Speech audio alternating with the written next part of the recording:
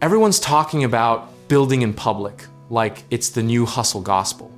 But what if your biggest competitive threat isn't a rival company, it's your own Twitter feed? This isn't just a vibe debate. It's a strategic fork in the road that can determine whether you scale or get scooped. Let's talk about why this question even exists. Because it didn't used to be a dilemma you built quietly, shipped, and maybe sent a press release. Then came the creator economy. The founder, influencer, the LinkedIn post that goes viral because someone showed their revenue dashboard, and suddenly transparency became a growth strategy dressed up as a personality trait. The optimism around building in public was real, and earned founders like Peter Levels and the Basecamp team made it feel like radical honesty was a superpower, not a liability. But somewhere between the first viral thread and the 100th "we almost went bankrupt" confession, the shine started to wear off and the copycats started showing up faster than the customers. Here's a psychological trap nobody warns you about. When you get dopamine from likes and follows for sharing your process, you start optimizing for the audience instead of the business. It's like narrating a chess match so entertainingly that you forget to actually win. Yet the counterforce is equally real. Founders who build in silence often suffer from a different disease: echo chambers, confirmation bias, and teams that never get honest outside pressure until it's too late. Secrecy can feel like strategy when it's actually just fear wearing a trench coat. Historically, the tension between open and closed development has played out in cycles. Think open source versus proprietary software, Linux versus Windows. The entire arc of tech from the 1980s through today. The pattern that keeps emerging is that openness wins community, and community wins distribution.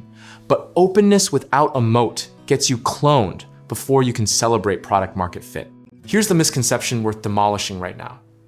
Building in public doesn't mean sharing everything, and keeping strategy private doesn't mean being secretive or dishonest. The real framework is deciding which layer of your business creates defensibility, and protecting that layer while commoditizing everything else. When it comes to hiring, building in public is arguably one of the most underrated recruiting tools alive people apply to work with founders they've been following, who they feel they already know and trust. But that same visibility can backfire when a strong candidate sees your messy pivot strategy, your team conflict, or your uncertain runway splashed across a public post like a confessional podcast. The actionable lesson from every founder who's navigated this well is the same. Share your why and your what. Protect your how. Give the audience your vision, your values, your failures in the past tense. But keep your roadmap, your pricing experiments, and your next feature in a vault until it ships. Position size matters here, the way it does in any risk management conversation. Don't go all in on either extreme. A measured, intentional public presence, maybe 20% of your thinking out loud and 80% execution, gives you the brand benefits without making you a case study your competitors study in a Slack channel somewhere. There's a beautiful irony at the center of this debate. The founders who are most authentically public tend to attract the most loyal audiences. But authenticity is the one thing you absolutely cannot fake or manufacture at scale.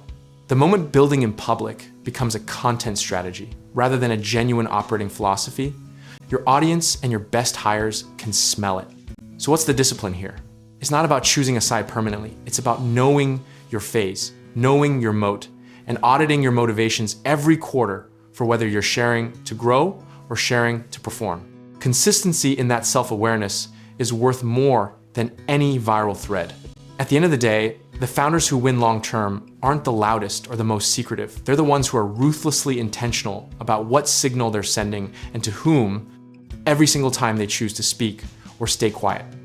Discipline, sizing your exposure correctly, and staying consistent with your actual strategy will always outlast a moment of perfect content. Whether you decide to build loud or build quiet, what matters most is that the decision serves your business and not your ego, your runway and not your follower count. And when you're ready to make bold moves, whether that's in real estate investing, home contracting work, or finding the right lenders to fuel your next chapter, check out our links in the description below.